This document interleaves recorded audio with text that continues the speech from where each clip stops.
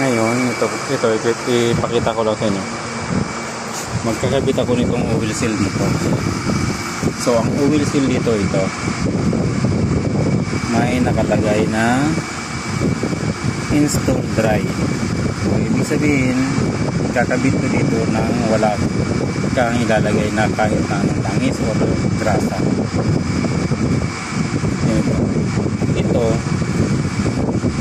may steel ring to nakasama. Ngayon, pag nagkakabit ako nito, hindi ko to tinatanggal dito sa assembly na to. Kinakabit ko yan na magkasabay. So ito yung masilan kasi langis po ito. Langis ang ano dito. Ang pinipigilan nito ay langis.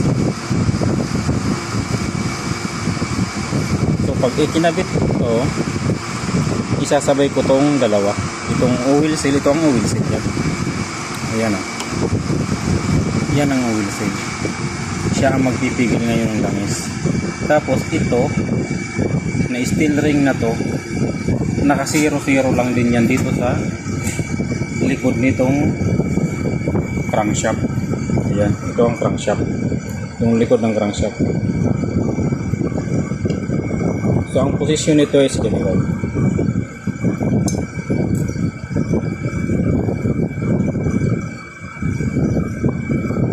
Ang pagpasok nito, dahan-dahan lang.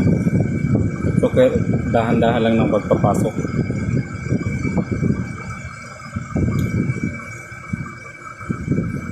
Ganyan yan.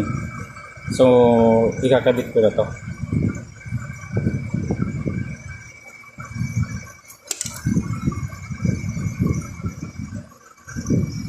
Tapos pagkatapos niyan, lalagay ko na yung camshaft dito.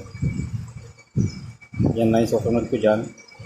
Yung camshaft, tapos yung timing ko na to lahat. Ito na yung ano ko. So dahan-dahan lang. Dahil mag-isa lang na gumagawa. Yan.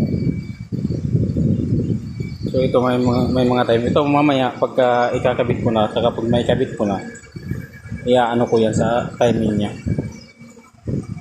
Ipapakita ko yung timing niya.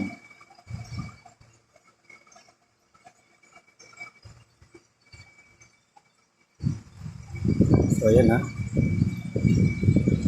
So hindi ko sa inyo may ipakita kung ang pagkabit ko nito gawa ng walang maghahawak ng cellphone, walang makakapag-video sa akin, wala yung kasama ko, hindi pa dumarating, kaya ako lang muna. So ganito naman ulit, pakita ko lang kung paano ko yan ang setting yan. Tapos kailangan pagkabit walang padulas na ilalagay, walang grasa, walang langis. Hindi ito pwedeng lagyan ng ganyan, gawa ng ayan niya oh, install dry.